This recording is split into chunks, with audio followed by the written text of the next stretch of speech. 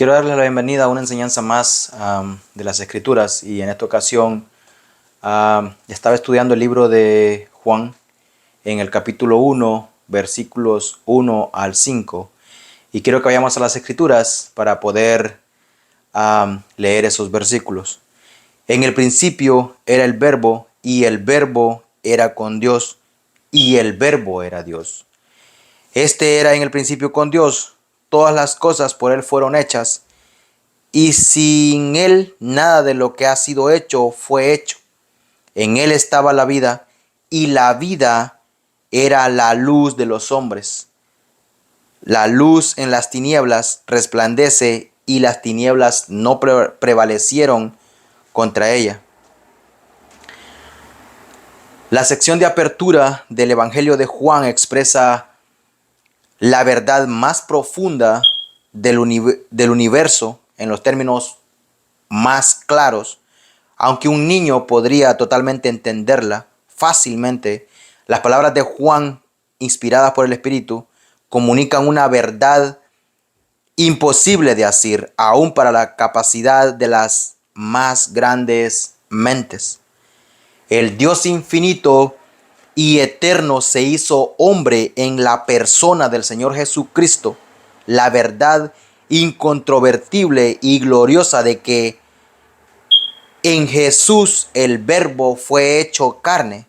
1:24. Este es el tema del Evangelio de Juan. La deidad del Señor Jesucristo es un principio esencial y no negociable de la fe cristiana.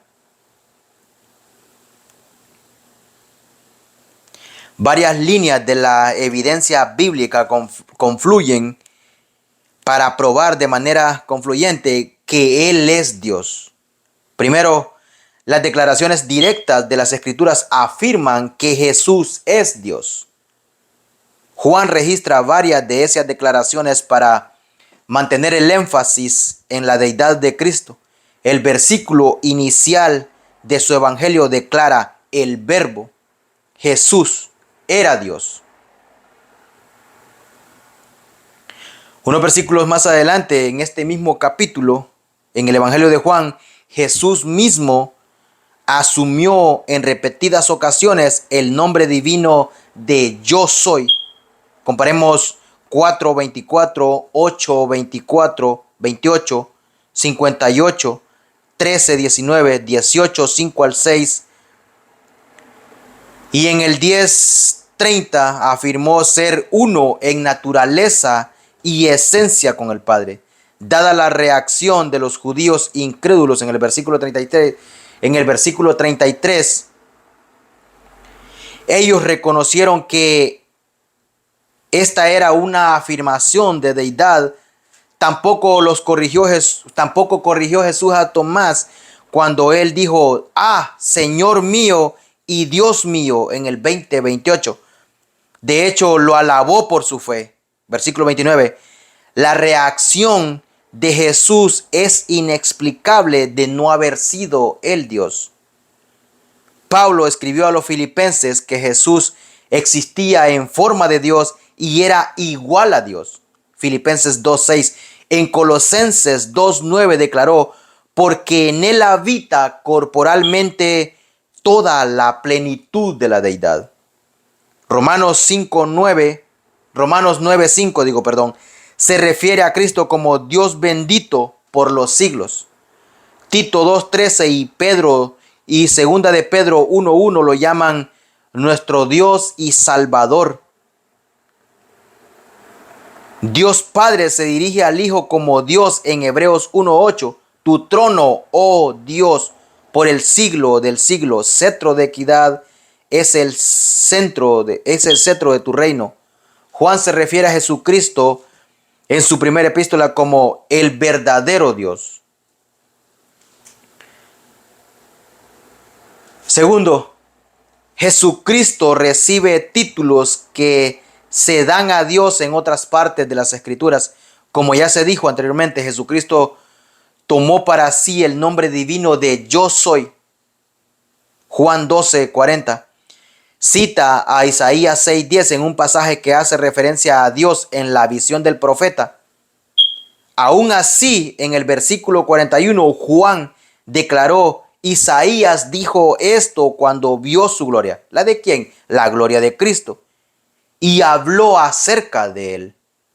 Jeremías profetizó que el Mesías sería llamado el Señor, justicia nuestra. Jeremías 23:6. Tercero, Jesucristo posee los atributos incomunicables de Dios, aquellos únicos a Él. Las Escrituras revelan que Cristo es eterno. Miqueas 5:2, Isaías 9:6. Omnipresente, Mateo 18:20, 28 y 20. Omnisciente, Mateo 11:27, Juan 16:30, 21, 17. Omnipotente, Filipenses 3:21. Inmutable, Hebreos 13:8. Soberano, Mateo 28:18. Y glorioso, Juan 17:5, 1 Corintios 2:8. Y también podemos comparar Isaías 42:8 y 48:11, donde Dios declara que no le dará a otros su gloria. En cuarto, Jesucristo hace obras que solo Dios puede hacer. Él creó todas las cosas, sostiene la creación, resucita a los muertos, perdona pecados y sus palabras permanecen para siempre. Quinto, Jesucristo recibe adoración. Mateo 14:33. Aun cuando enseñaba que solo Dios debe ser adorado. Las Escrituras también nos dicen que los hombres santos, Hechos 10:35, y los santos ángeles rehúsan la adoración. Finalmente, Jesucristo recibió oración, la cual solo se debe dirigir a Dios. Los versículos 1 al 18, el prólogo, la presentación de Juan sobre la deidad de Cristo son una sinopsis o descripción de todo el libro. En 20:31, Juan definió claramente su propósito al escribir su evangelio: que sus lectores crean que Jesús es el Cristo, el Hijo de Dios. Y para que al creer en su nombre tengan vida eterna. Juan reveló a Jesucristo como el Hijo de Dios. La eterna segunda persona de la Trinidad se hizo hombre. El Cristo, el Mesías, se ofreció como sacrificio por los pecados. Quienes ponen su fe en Él tendrán vida en su nombre, pero quienes lo rechazan recibirán juicio y sentencia de castigo eterno. La deidad de Jesús, presentada en el prólogo, se expone a lo largo de todo el libro con la cuidadosa selección juanina de afirmaciones y milagros que sellan el caso. Los versículos 1 al 3 del prólogo enseñan que Jesús es coigual y coeterno con el Padre. Los versículos 4 y 5 se relacionan con la salvación que Él trajo, la cual anunció Juan el Bautista, su primer heraldo.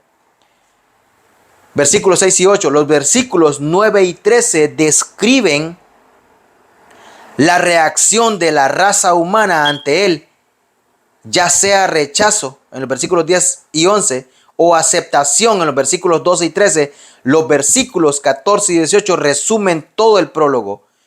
En estos primeros 5 versículos del prólogo del Evangelio de Juan hay 3 evidencias de la deidad de Jesucristo: el verbo encarnado, su preexistencia, su poder creador y existencia propia. Y primero veremos la preexistencia del verbo. En el principio era el verbo, y el verbo era con Dios, y el verbo era Dios. Este era en el principio con Dios. Principio que puede significar también fuente u origen. Comparemos Colosenses 1:18 o Apocalipsis 3:14. O regla, o autoridad, o gobernante, o persona en autoridad. Comparemos también Lucas 12:11 y 20:20. Las dos connotaciones son verdaderas para Cristo, quien es el creador del universo. Colosenses 1:16. Y su gobernante, Colosenses 2:10, Efesios 1:20 y 22. Pero este principio aquí hace referencia al principio del universo descrito en Génesis 1:1. Jesucristo ya existía cuando se crearon los cielos y la tierra. Por tanto, Él no es un ser creado. Existía desde toda la eternidad, puesto que el tiempo comenzó con la creación del universo físico. Cualquier cosa sucedida antes de la creación es totalmente eterna. Entonces, el verbo no comenzó a ser, más bien en el punto en el que todo lo demás comenzó a ser, Él ya era. En el principio, donde sea que usted lo ubique, el verbo ya existía en su totalidad. En otras palabras, el verbo Jesucristo es anterior al tiempo, es totalmente eterno. Dicha verdad aporta la prueba definitiva de la deidad de Cristo, pues solo Dios es eterno. Era, con el cual se describe la continuidad de una acción en el pasado y refuerza aún más la preexistencia eterna del verbo. Indica que Él estaba en continua existencia antes del principio. Pero es más aún significativo el uso de eimi en lugar de ginomai. Llegó a ser. El segundo término se refiere a cosas que empiezan a existir. Si Juan hubiese usado ginomai, habría implicado que el verbo empezó a existir en el principio junto con el resto de la creación. Pero eimi enfatiza que el verbo siempre existió. Nunca hubo un punto en el cual empezara a ser en el Antiguo Testamento un asunto que los judíos conocían muy bien. La palabra del Señor era la expresión del poder y la sabiduría divina. Con su palabra, Dios inició el pacto abrahámico. Génesis 15:1. Le dio a Israel los 10 mandamientos. Éxodos 24, 3 al 4. Estuvo presente en la construcción del templo de Salomón. Primera de Reyes 2:27. Aconsejó a Elías. Primera de Reyes 19:9. Dirigió a Israel a través de sus heraldos. Comparemos Primera de Samuel 15:10. Fue el agente de la creación, Salmos 33:6, y le reveló las escrituras a los profetas, Jeremías 1:2, Ezequiel 1:3. A los lectores judíos, Juan les presentó a Jesús como la encarnación del poder y la revelación divina, el único nuevo pacto. Lucas 22:20. Instruye a los creyentes, Juan 10:27, los une en un templo espiritual, 1 Corintios 3:16. Reveló la divinidad al hombre, juzga a quienes lo rechazan, dirige a la iglesia por medio de quienes ha llamado para hacerlos,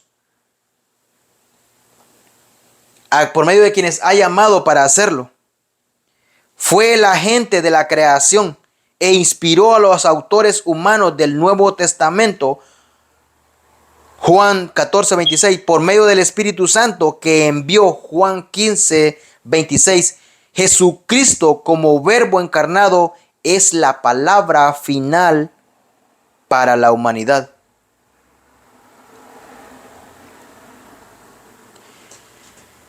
Dios, habiendo hablado muchas veces y de muchas maneras en otro tiempo a los padres por los profetas, en estos postreros días nos ha hablado por el Hijo, a quien constituyó heredero de todo y por quien asimismo hizo el universo. Hebreos 1:1 y 2. Luego Juan llevó su argumento a un paso más allá. En su eterna preexistencia el verbo era con Dios. La traducción al español no conlleva todas las riquezas de la expresión griega prostonteo. Tal frase significa mucho más que la existencia del verbo con Dios. Describe a dos seres personales, uno frente al otro, enfrascados en un discurso. Jesús, desde toda la eternidad, como la segunda persona de la Trinidad, estaba con el Padre. Se puede explicar de una manera cara a cara. Se puede explicar mejor decir que estaba cara a cara. El verbo es una persona, no un atributo de Dios o una emanación de Él, y tiene la misma esencia del Padre. Aún así, en acto de condenación, de condescendencia infinita, Jesús dejó la gloria del cielo y el privilegio de la comunión cara a cara con su Padre, con toda disposición. Se despojó a sí mismo, tomando forma de siervo, hecho semejante a los hombres, y se humilló a sí mismo, haciéndose obediente hasta la muerte, y una muerte de cruz. Filipenses 2:7 y 8. Charles Wesley captó parte de esta verdad maravillosa en un conocido himno, ¿Cómo su sangre pudo haber? Y voy a parafrasear un poco este himno. ¿Cómo en su sangre pudo haber tanta ventura para mí? Si yo sus penas agravé y de su muerte causa fui. Hay maravilla cual su amor, morir por mí con tanto dolor. Nada retiene al descender, excepto su amor y deidad. Todo lo entregó, gloria, corona, trono, majestad. Ver redimidos es su afán, los tristes hijos de Adán. Ay maravilla, cuán su amor, morir por mí con tal dolor. La descripción que Juan hace del verbo alcanza su pináculo en la tercera cláusula de su versículo inicial. El verbo no solo existía desde toda la eternidad y tenía comunión cara a cara con Dios Padre, también el verbo era totalmente Dios. Esa declaración simple, con tan solo 4 palabras en español y en griego, tal vez sea la declaración más clara y directa sobre la deidad del Señor Jesucristo que se encuentra en las Escrituras. Pero a pesar de su claridad, los grupos heréticos han pervertido el significado de sus palabras para dar respaldo a sus falsas doctrinas sobre la naturaleza del Señor Jesucristo. Esto casi desde el momento en que Juan las escribió. Algunos anotan que Theos, Dios, es anártrico, no precedido por un artículo definido, y argumentan con ello que es nombre indefinido. Luego traducen mal la frase como el verbo era divino, es decir, como si solo poseyera algunas cualidades de Dios, hablando de Jesucristo. Sin embargo, la ausencia del artículo antes de Theos no lo hace indefinido. Logos, verbo, tiene el artículo definido para mostrar que es el sujeto de la frase, pues esta está en mayúscula como Theos, de modo que decir Dios era el verbo no es válido, porque el verbo, no Dios, es el sujeto. Además, sería teológicamente incorrecto, porque igualaría al Padre, Dios, con quien el verbo estaba en la cláusula anterior, con el verbo negando, así que son dos personas separadas. El atributo nominal, Dios, describe la naturaleza del verbo, muestra que él tiene la misma esencia del Padre. De acuerdo con las reglas de la gramática griega, un atributo nominal Dios en esta cláusula no se puede considerar indefinido cuando precede a un verbo. Luego no puede traducirse como un Dios en lugar de Dios. Tan solo porque no tiene el artículo, el término Dios es definido y se refiere al Dios verdadero, cosa obvia por varias razones. Primero, Theos aparece sin el artículo definido otras 4 veces en el mismo contexto. Ni siquiera la versión bíblica distorsionada de los testigos de Jehová traduce el Theos anártrico como un Dios.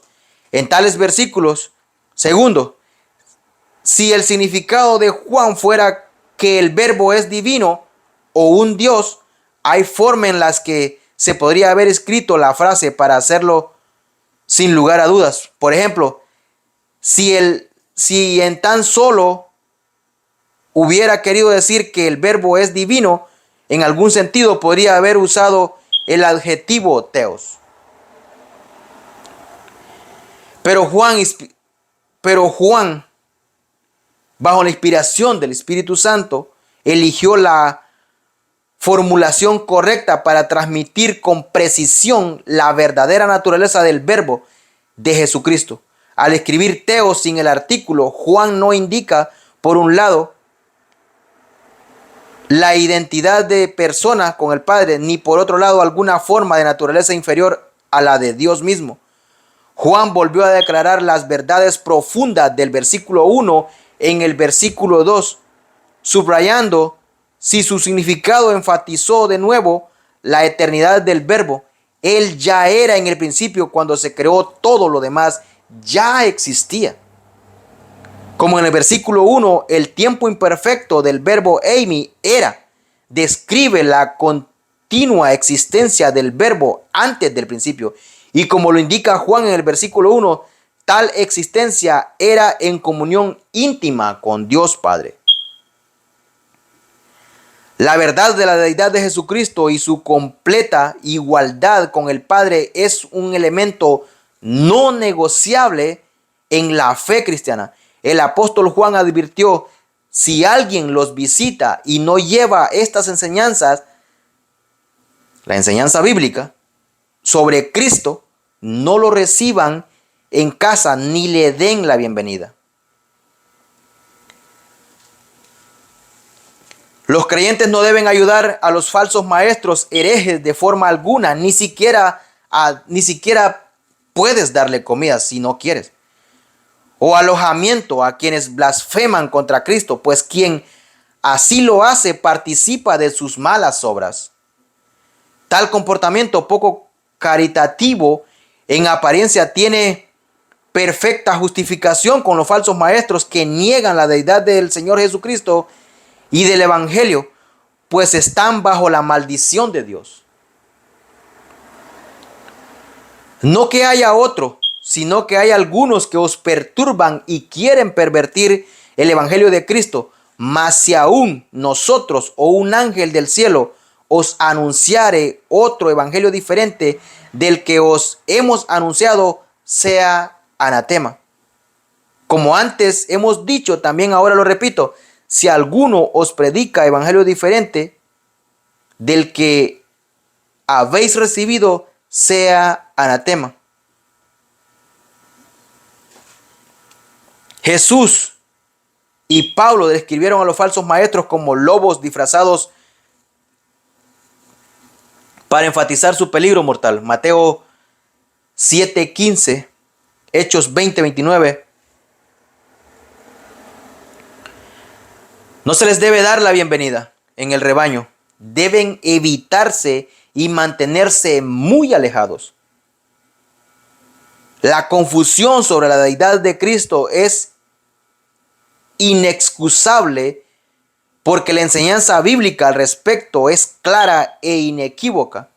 Jesucristo es el verbo eternamente preexistente quien disfruta vida divina y en completa comunión cara a cara con el Padre y es totalmente Dios.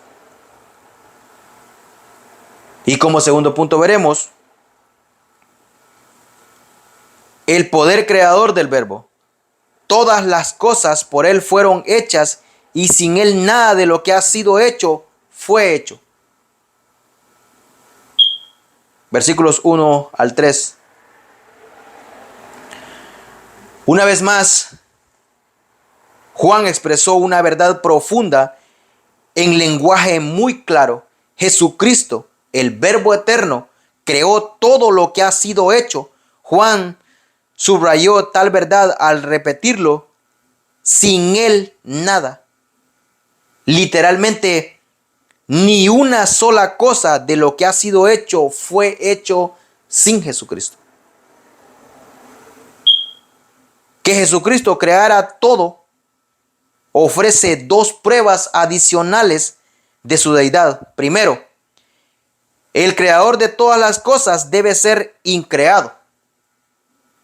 Y solo el Dios eterno es increado. El texto griego enfatiza la distinción entre el verbo increado y tu creación, pues aquí se usa un verbo diferente al usado en los versículos 1 y 2. Como se señaló en el punto previo, Juan usa una forma del verbo eimi, ser, que denota un estado de ser para describir a Logos en los versículos 1 y 2. Aquí, al referirse a la creación del universo, usó una forma del verbo ginomai, fue hecho. El hecho de que Jesús sea creador también verifica su deidad, pues Dios se retrata así en toda la Biblia. Génesis 1:1, Salmos 102:25, Isaías 40:28. Cuando Juan enfatiza el papel del verbo en la creación del universo, refuta la falsa enseñanza que luego se desarrolló como la peligrosa herejía del gnosticismo. Los gnósticos aceptaban el dualismo filosófico común a la filosofía griega, según el cual el espíritu era bueno y la materia mala. Como la materia era mala, argumentaban ellos, Dios, quien es bueno, no habría podido crear el universo físico. En su lugar, una serie de seres espirituales emanaban de él hasta que finalmente una de esas emanaciones descendentes era mala y lo suficientemente necia para crear el universo físico. Pero Juan rechazó dicha perspectiva herética y afirmó fuertemente que Jesucristo era el agente del Padre en la creación de todas las cosas. Sin embargo, el mundo presente es radicalmente diferente a la buena creación original de Dios en Génesis. A la creación de Dios, Génesis 1:31, los resultados catastróficos de la caída no solo afectaron a la raza humana, también afectaron a toda la creación. Por tanto, como Pablo anotó en Romanos 8:19-21, Jesús redimirá un día todo el mundo material, no solo a los creyentes, porque el anhelo ardiente de la creación es el aguardar la manifestación de los hijos de Dios, porque la creación fue sujeta a vanidad, no por su propia voluntad, sino por causa del que la sujetó, en esperanza a la libertad gloriosa de los hijos de Dios. Cuando se quite la maldición durante el reinado milenario de Cristo, el lobo vivirá con el cordero, el leopardo se echará con el cabrito y juntos andarán el ternero y el cachorro del león, y un niño pequeño los guiará. La vaca pastará con la osa, sus crías se echarán juntas, y el león comerá paja como el buey. Jugará el niño de pecho junto a la cueva de la cobra, y el recién destetado meterá su mano en el nido de la víbora.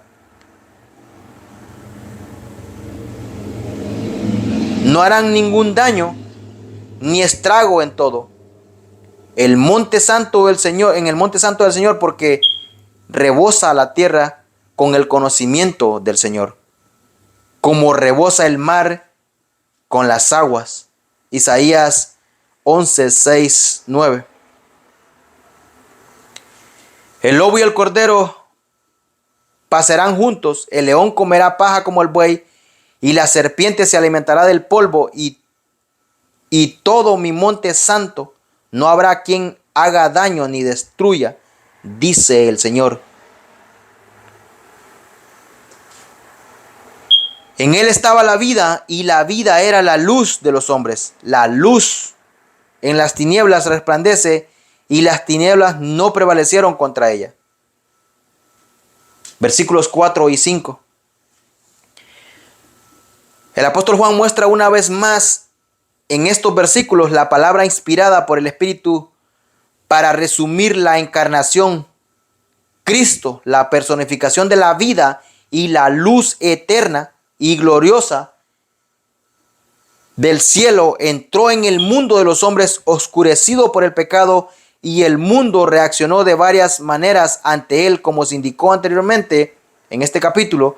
Los temas de la vida y la luz son comunes al Evangelio de Juan. Zoe, vida, hace referencia a la vida espiritual, a diferencia de bios, que describe la vida física.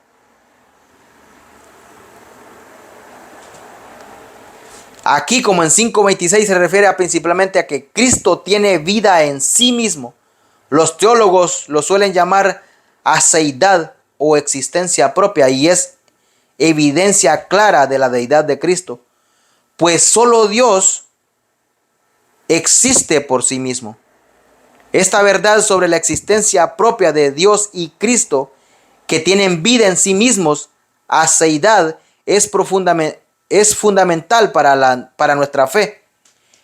De todo lo creado puede decirse que llega a ser, pues todo lo creado es cambiante en esencia. Entender que el ser o la vida no cambiante, eterno y permanente, es diferente de todo lo que llega a ser. El ser es eterno y la fuente de vida de lo que ha de llegar a ser. Esto es lo que diferencia entre las criaturas del Creador, nosotros de Dios. Génesis 1:1 establece esta realidad fundamental en la declaración: en el principio creó Dios los cielos y la tierra. Porque esta es la verdad más importante de la Biblia, es la más atacada. Los incrédulos saben que liberarse de la creación es liberarse del Creador, y librarse de Dios hace al hombre libre para vivir de forma que quiera, sin juicio. Todo el universo cae en la categoría de llegar a ser, porque hubo un momento en el cual no existía. Antes de su existencia era Dios, el ser eterno, existente por sí mismo, la fuente de vida, quien es ser puro, vida pura, y nunca llegó a ser cosa alguna.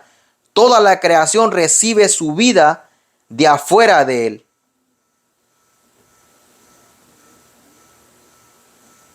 Pero él deriva su vida de sí mismo, no depende de nada para vivir. Hubo un tiempo en el que el universo no existía. Nunca hubo un momento en el cual Dios no existiera. Él es autoexistente.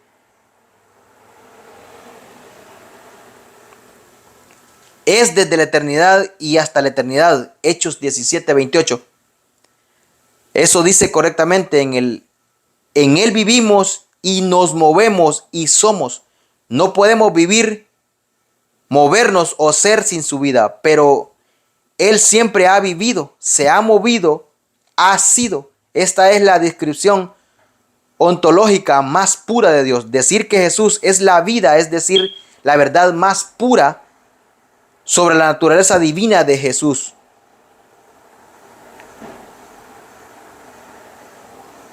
Que Jesús posee. Y como en el versículo 3, entonces Él es creador. Aunque Jesús, el Creador, es la fuente de todo y de todos los vivos, la palabra vida del Evangelio de Juan siempre es una traducción de Zoe, término que Juan usa para la vida espiritual o eterna.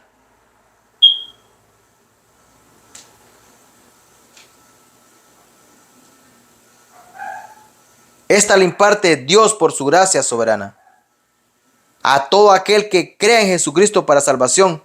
Y Cristo vino para eso al mundo, a impartir vida espiritual a los pecadores muertos en sus delitos y pecados. Aunque es apropiado hacer algunas distinciones entre la vida y la luz, la declaración "la vida era la luz" acaba con la falta de relación entre los dos. En realidad, Juan está escribiendo que la vida y la luz no se pueden separar, son esencialmente iguales, con la idea de que la luz enfatiza la manifestación de la vida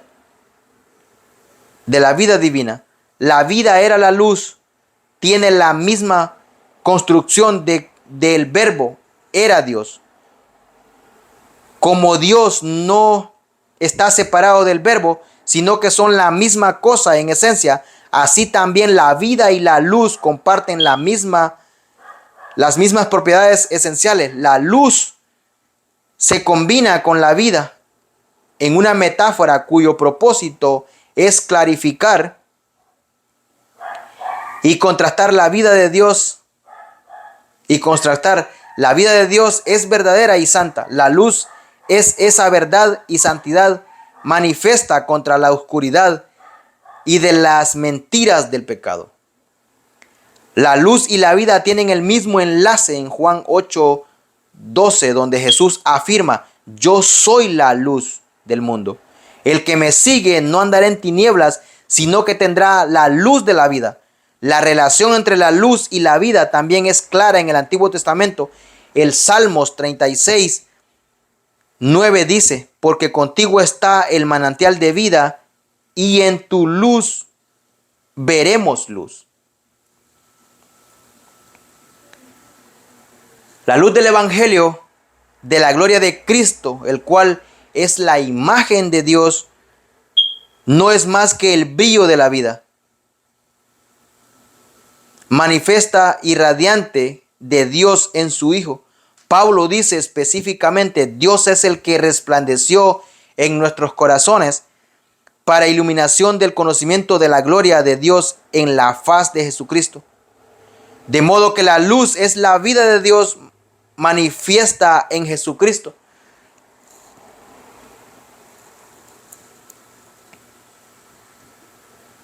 La luz tiene su propia importancia, además de su relación con la vida, como se ve en el contraste entre la luz y la oscuridad, un tema común en las Escrituras. En lo intelectual, la luz se refiere a la verdad, Salmos 1:19, y la oscuridad a la falsedad, Romanos 2:19. En lo moral, la luz se refiere a la santidad y la oscuridad al pecado. El reino de Satanás es la potestad de las tinieblas, pero Jesús es la fuente de vida. Y la luz que en las tinieblas resplandece en las tinieblas del mundo perdido. A pesar de los ataques desesperados y frenéticos de Satanás a la luz, las tinieblas no prevalecieron contra ella. Prevalecieron puede traducirse mejor como vencer. Aún una vela pequeña puede expulsar la oscuridad en una habitación.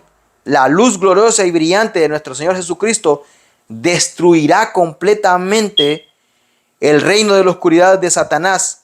Él vino al mundo, las tinieblas van pasando y la luz verdadera ya alumbra. 1 Juan 2:8.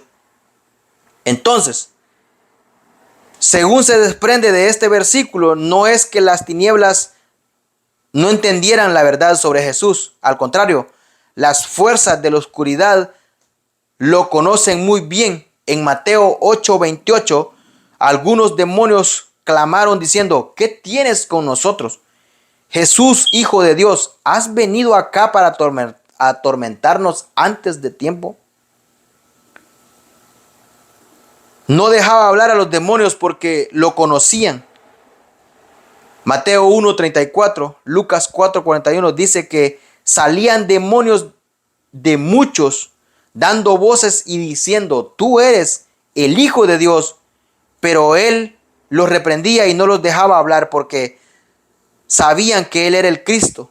En Lucas 4:34, un demonio aterrorizado le suplicaba: déjanos. ¿Qué tienes con nosotros, Jesús Nazareno? ¿Has venido para destruirnos? Yo te conozco que tú eres el Santo de Dios.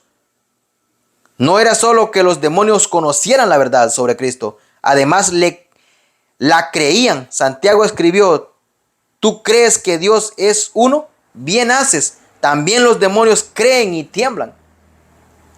Santiago 2:19. Como Satanás y sus demonios entienden con claridad el juicio que les espera, han intentado por todos los medios matar la vida y extinguir la luz a lo largo de toda la historia. Satanás intentó destruir a Israel en el Antiguo Testamento, la nación de la cual vendría el Mesías. También intentó destruir la línea real de la cual descendía el Mesías. En el Nuevo Testamento instigó el intento inútil de Herodes por matar al niño Jesús. Mateo 2:16. Al comienzo del ministerio terrenal de Jesús, Satanás intentó tentarlo en vano para alejarlo de la cruz. Después volvió a intentar la tentación por medio de sus más cercanos seguidores. Mateo 16:21 al 23. Aún en el triunfo aparente de Satanás en la cruz, marcó en realidad su derrota final. Del mismo modo, los incrédulos se pierden eternamente, no por no haber conocido la verdad, sino por rechazarla. Porque la ira de Dios se revela desde el cielo contra toda impiedad e injusticia de los hombres, que detienen la justicia de Dios.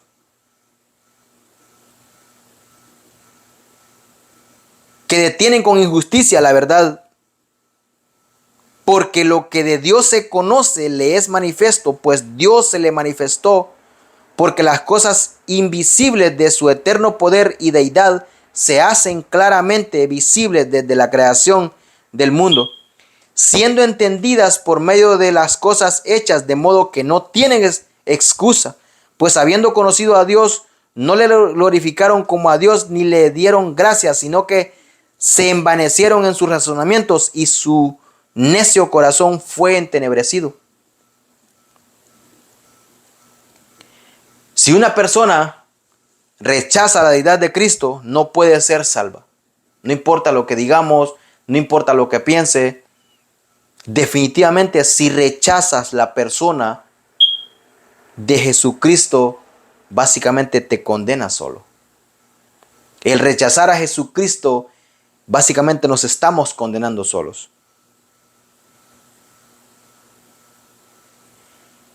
Él mismo dijo en Juan 8:24, por eso os digo que moriréis en vuestros pecados.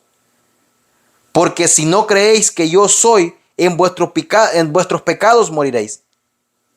Es apropiado pues que Juan comience su evangelio donde se enfatiza tan fuertemente la deidad de Cristo, con la afirmación poderosa de esa verdad esencial.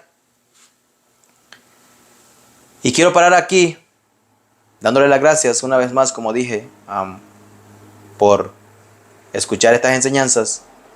Y espero que les haya gustado, espero que les guste si la ven en algún momento.